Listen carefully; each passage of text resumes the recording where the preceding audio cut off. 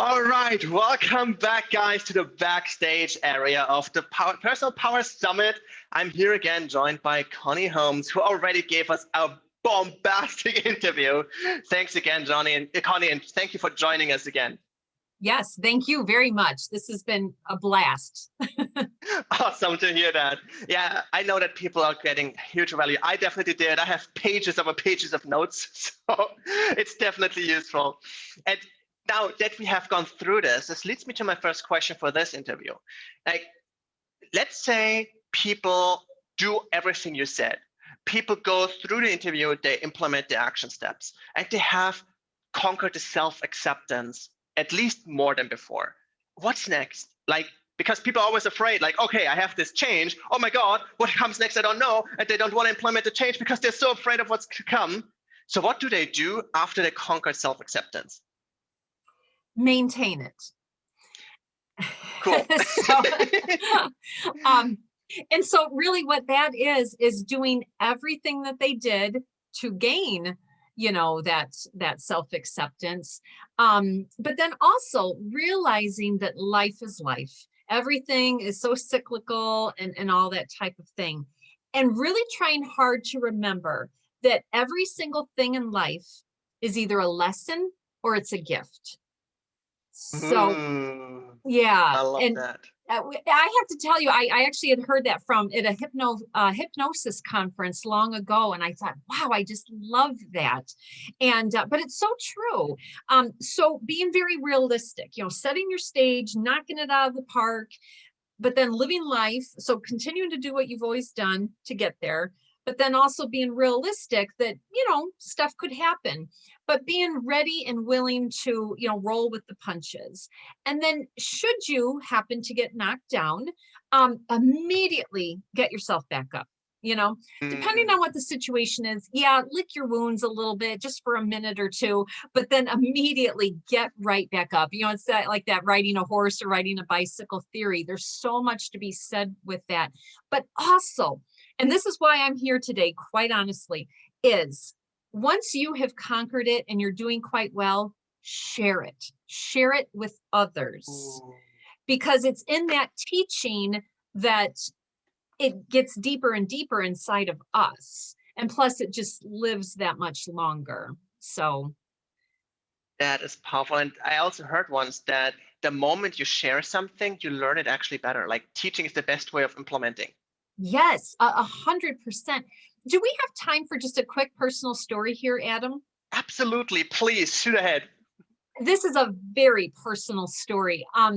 But I just want to say this because sometimes people watching things like this, they can be like, oh yeah, you're the speaker and you just have life easy or whatever. And I mean, some people can think that. And no, not true at all. And here's my personal story. From our previous interview, I think you learned when I said that I pray to the universe and God and my dad, because he died 2.5 years ago of cancer. And very obviously difficult. But yet I was able to find the beauty where there was beauty, the gratitude for the small things. But anyways, so I realized rather quickly that my dad was the glue that kept the family together. And when my dad passed, I found myself being kind of odd man out in my family. And I feel like I'm very misunderstood in my family. What you see here is what you get. And quite honestly, I think it might be a little too much for some people. And I think thank you. But I think, unfortunately, with my family, who really should love me unconditionally, instead, I'm kind of, picked on or rejected or whatever. Very difficult. And I really had to face, well, what am I going to do with this? And, finding yourself alienated from your family is very difficult. So what I did is I implemented all of this stuff. I started with self-reflection. My book, I have, they're all actually, I have exercises in my book, and one of them is on self-reflection. And so I did that for myself, like, what was my part in this? where did I do really well? Where did I do very poorly? What could I do differently? That type of thing. And I guess I just share that story because, that is a great negative, but it's a great example of a very low moment in my life. But yet, and it hurt and all that stuff, but I did so much self discovery, that type of thing to boost myself up. That could have been something that I could have like allow it to knock me down and keep me down. But in my self-reflection, I thought, you know what? No, I'm actually sorry for my family that I'm not in their life because I'm a great sister. I'm a great aunt. I'm a great friend, and I'm sorry you're not experiencing that. And that is truly, whether that sounds egotistical or not, that's truly how I feel. And I know that in my heart. So then I'm giving my love to those people that are willing to receive it. And that is how I am maintaining my self-acceptance and my personal power. This is amazing. Thank you for sharing that very personal story as well. I really appreciate it because it is, as we said in a previous interview, the apple, right? And Yes. people see the speaker, but now you showed both sides where people took a bite out of you literally. And since like literally what I wrote on the summit is people who don't want to fit in and are looking for their tribe. So what you just said will resonate with so many. They are the odd ones out in their family. They're the ones shunned for being different, having bigger dreams, wanting to be something else. And from hearing that from you now, yes, it's hard, it hurts, but I'm sorry for them because they are the one losing. That is amazing. And it doesn't sound egotistical at all. It is, I think, the best way to love yourself, to know the worth you bring. And people who don't want it, they're lost. Right. One thing I had read this somewhere, because about vibration and energy, how they say just the world is just all energy and we all vibrate at different levels. And not that one is right or wrong or whatever. That's not what it's about. But there was somebody who actually did a little personal test. She was somebody who vibrated quite high. And she went to a restaurant and she got there about 15 minutes early, got sat down so the people knew she was there. Not once did the waitress come up and greet her, offer her water, anything like that. And they weren't even that busy. But sure enough, as her friends came on board and sat at that table with her, as every new friend came on, the waitress came up and greeted them. And I mean, you could speculate a lot of things with that. And, who knows really at the end of the day, but what she took from that was just that her energy did not match that of the waitress. And so it was almost like the waitress almost literally didn't see her until there were other vibrational beings there that matched that waitress's vibration. That is a cool story because usually you think, well, if you vibrate high, everybody will love you, everybody will come to you, and all the things come. But no, sometimes you just cut certain things out. Yeah. Right? Yeah. So who knows? I mean, that could be a little woo-woo for people, but and it's not my story. It's something I read, but I resonated with that. And I kind of think that's a little bit of, what caused my family issue. And plus I don't think they could relate, or after a while they didn't care to relate. And then things just got very disrespectful. And I kept going back because it was what I was used to. And then finally one day I thought, no, I need to respect myself enough, as hard as it was. I need to respect myself enough to say, I don't deserve this. So. And that is something that leads to the next question, because what you did is absolutely amazing. And I'm sure it took a lot of strength, but I can imagine there are a lot of people listening to this who are in a similar situation. They're alienated. They're maybe even their own families, like their husbands, their children don't respect them. I had a lot of clients like that, and they are not ready to make this switch to say, okay, I'm going to do self-reflection now, because they don't even have the self-worth to do even that. So what is your advice to somebody who struggled all their life to accept themselves so they can make the same jump, the same switch as you did? That is a great question because that's another sticking point, right? You know, all these words are Hmm. lovely, but when you go to apply it, there are parts that stick and or can, could be a brick wall or something like that. So, Hmm. and this is one of them. To me, I feel that if somebody is not happy or they're just kind of stuck a little bit, to help them find happiness and to get unstuck is to have meaning in their life. And that meaning, when I say that, it doesn't mean you have to be, a CEO at a company or, anything like that. It could be just everyday small little meanings that give you a purpose. And then, once you have those and they're kind of built up, it just, can get bigger and bigger. And then when you see certain accomplishments maybe within those meanings, then it can make you happy.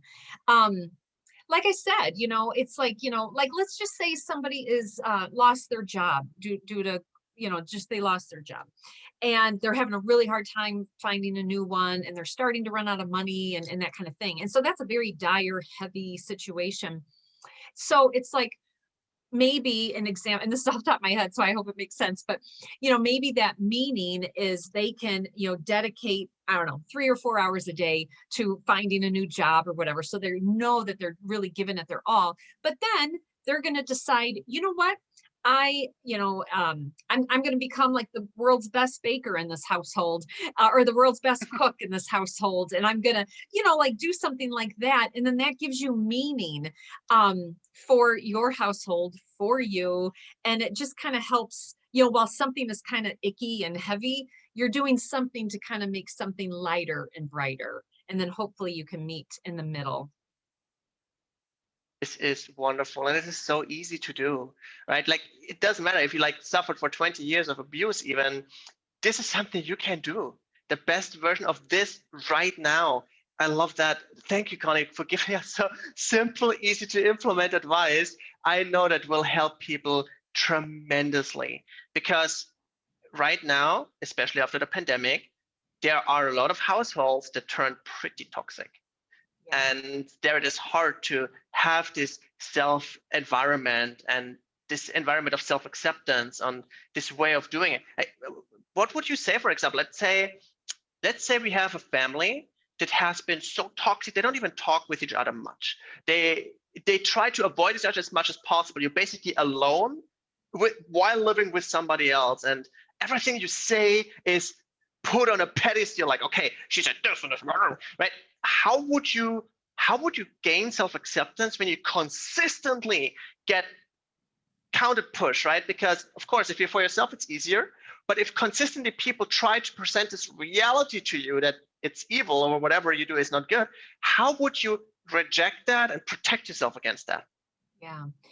Another fantastic question, and another one that, when you're looking at it from the outside, it's heavy.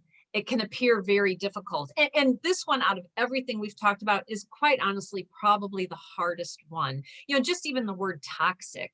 I mean, it's just, yeah, it's very difficult. Um, I mean, I might go back to my personal story because I mean that was my family, and it did become very toxic. I did put up with it for a very long time. Um, yeah, and I did it because I'm like, well, it's my family. And I I'm a very loving person, and the thought of me not having my family, like my mom and siblings and nieces and nephews, like it's so sad, and it just goes against everything I am, everything. So that's why I kept going back to the table of disrespect. I kept going back to the table of, like, really, Connie, like, why are you doing that? Or just different Mhm. things.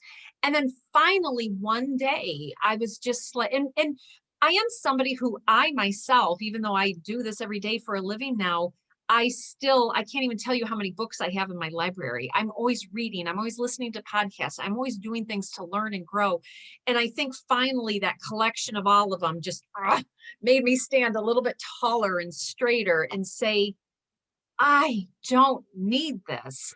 And then having the desire to break the cycle, to just flat out break the cycle. And quite honestly, it might not be something I ever see in my lifetime, but it might be something that, future generations, see or learn from, or something like that. But I guess just putting yourself in the equation, you know? Oh, Yeah. that is a big one. What you just said, and I hope I understand it right. Please correct me if I'm wrong.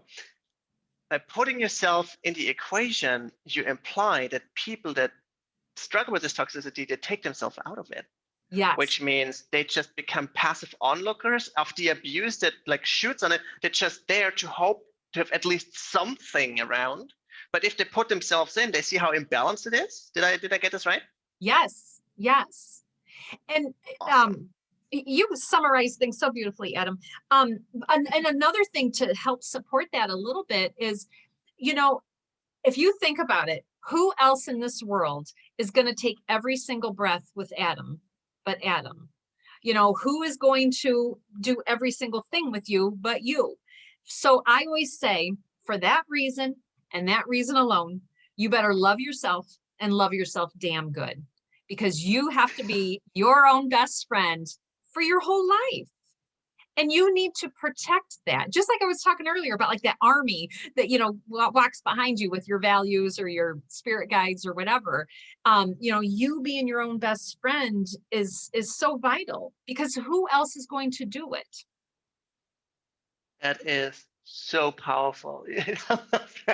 If you like, who else is taking the breath with you but you? I never heard that before. I love that. And yeah, you better love yourself damn good. It's really, really Right, cool. right, exactly.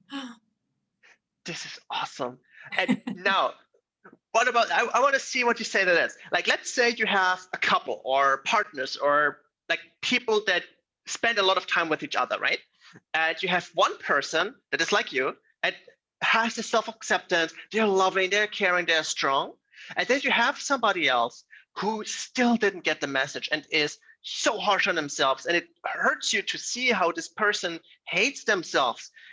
How would you deal with that if you really want to help somebody, but you can't? And you see those people destroying themselves and you don't have the problem. Like, how do you relate to them? Like, what do you do with that? Cut them out or stay with them? Like, what's your take on that? I have a few things all at once. So one is, it's important to meet people where they are. We need to honor and respect that we're all, even if we're married, we are all on this journey. It's our journey, it's your journey, it's his journey. And even if you're coupled up, you're still walking separately down that road. You just might be on the same road. So honoring where people are, that is one thing. The other thing is model the way and, live by example. Now, you might need to be very patient for that. Very. So definitely modeling the way and like showing them, so just sorry, I had a thought that I don't want to digress. So that's that. But I think mainly it's just, it kind of goes back to that dog picture. Like, okay, I have two dogs right now, true story, total opposite dogs. One is a hyper spastic 4-year-old yellow Labrador retriever, just, like all over the place. And she loves life and all this kind of stuff and very active and hyper and all that. And then I have a short, fat little English bulldog who, now he's still a puppy, so he has a little bit more energy, but we used to have another bulldog that was older and, just kind of lazy and chill and, whatever. So kind of with that couple, you know what I mean? It's like, here you have two opposite people, or dogs in this case, but yet they're both lovely in their own way, and now, and so staying on this dog analogy, sorry, this is all just off the top of my head. So Perfect. Riley and Jojo, my two dogs, it's like they kind of meet each other in the middle. They meet each other, where they can. Jojo's not out running in the fields like Riley is, because he has short little legs, but yet when they come in and rest for the night, they're cuddling together. I love that. That's a good metaphor too. You Yeah. might do your different lifestyles, but in the end, you cuddle with each other. You're there for each other. Right, right. And back to if I can, that part that I almost digressed on, that I will now if I can, but I am somebody who since 2010, um, and it's 2021 right now, um, I read in a book about the power of gratitude. And it was encouraged to nightly write down 5 things that you're thankful for. Well, Mm. because I always have to take things to a crazy town level, but I do it every single night and I do it on Facebook. Now, trust me, that's not for everybody, but I do it so publicly on purpose. One, I want to, it ensures that I do it every night or like 99% of the nights. And it also ensures that I'm very honest in what I say. Not that I would ever lie, because again, integrity is my number one value, but also a little bit as I'm trying to lead by example. Now trust me, I know I'm probably turning off many people with that. Some people might think I'm bragging or I'm too Pollyanna or too whatever, but that's okay. Those who need to hear that message, those who need to have gratitude in their lives and will apply it are the ones that are reading it and resonating with it. And I've just removed myself from the outcome, knowing that like I said, some people are going to be turned off by it, but again, first of all, I'm doing it for me. I am doing this for me because it has changed my life. Doing this every single night for, what is that? I can't do math really quick, but 11 years, 12 11 years. years. Yeah, 11 That's a years. lot of gratitude. And so when my dad died, even though my dad is dying of cancer and it's devastating and it was just terrible, I found beauty everywhere. My dad died in his home and that meant a lot to him. So that was huge gratitude.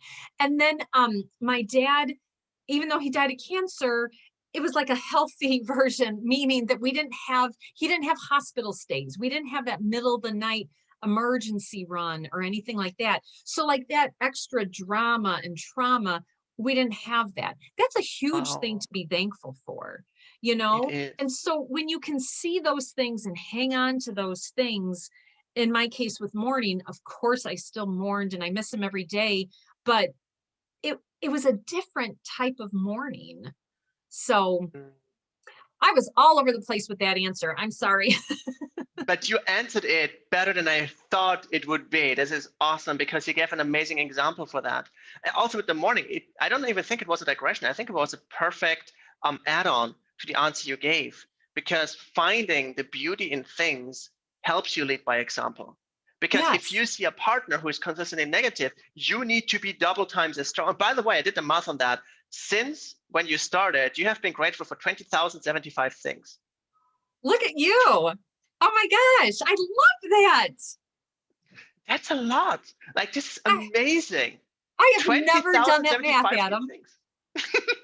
I love to do that. I'm not a math junkie by all means, but this is something I want to know. Like 11 years, 5 times. Wow, that's a lot.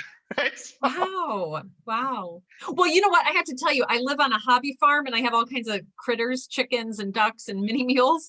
And so a awesome. lot of times they're in my 5 things I'm thankful for. So the things are very simple. I mean, yes, when you get a promotion, when you get a raise, whatever, yeah, that's a beautiful thing to be grateful for. But those things are few and far between, so then that's when you become grateful of all green lights on your drive to the doctor or wherever. That's when you're thankful that you have a kitten to sit on your lap at night and watch the news. It's those small everyday moments that make life beautiful, and so it's just recognizing those. That's awesome. And when you break it down even further, there are people out there who think that nothing good ever happens to them. And when you have these 5 things you're grateful for, and it's 5 things a day, and you break it down into years, for your 11 years, that would mean, when we push it off one a day, that would mean 50 years of for every single day something happened you're grateful for. Like, this is half a life of blessings. Yes, yes, I love that. This is amazing. Thank you for sharing this, because Mhm. it is the small things in life that compound to something so much bigger than we are. And this gratitude ritual is amazing. And especially I love that you're doing it in public, because that takes big balls. It does. It does. Yeah. And I have to be honest, there are times when I'm sitting on the couch at night, because I do it right before I go to bed. And I look at my husband sitting next to me and I'm like, hon, I only have two things. What else am I grateful for today? But that's kind of the point, because it makes you dig deep. And that's when you're thankful for it raining so you don't have to water your garden, or whatever. This is basically, this is like reverse overthinking. Like usually it's like people find the negative in everything, and you basically force yourself, like even things that people would hate, you find something good in, proving the point that everything in this world is binary. There is nothing that is only bad or only good. You choose where you go. This is extremely empowering.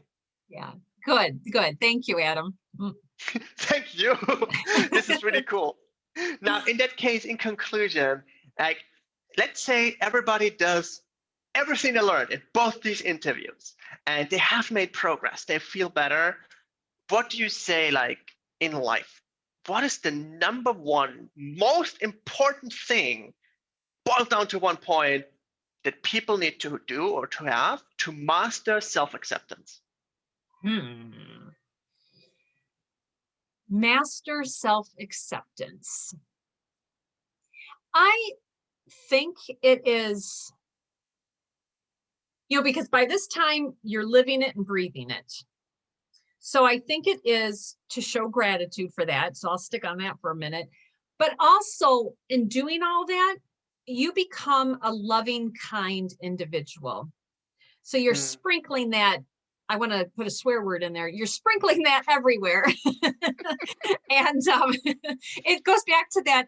You said it, the plant that, can crack cement and pop up, when you sprinkle loving kindness because you live it, you breathe it, you've experienced it, you're giving that to others when you are leading by example and modeling the way. Beautiful. Thank you so much for this amazing value you gave us, Connie. I know how busy you are, and taking time out of your day to give us value like that, I am extremely grateful, and I know that people are too. Guys, get her book. If you like what she just shared, like, yeah, get it. Like, get it now. And she also gave us a free book. Like, remember, you have it in your resources. It's directly inside your membership area. And also, she is planning a course. Get in and take a look, because it might be exactly what you need to hear right now. So use that, get more from Connie this way. And other than that, I hope you really enjoyed it. Thank you, Connie, again, for being here. I'm very grateful. You did amazing. This was such a cool interview. And I'm hoping that people get just as inspired as I have been from you just now. Thank you so much. I just want to part with telling everybody, and it is my company name, but please remember, be you to be full. Accept yourself. And when you do that, you can live a very fulfilled, beautiful, full life. And I wish you all the best in your journey. And I'll part with that. So thank you. Amazing words. Thank you. Bye-bye. Bye. Take care.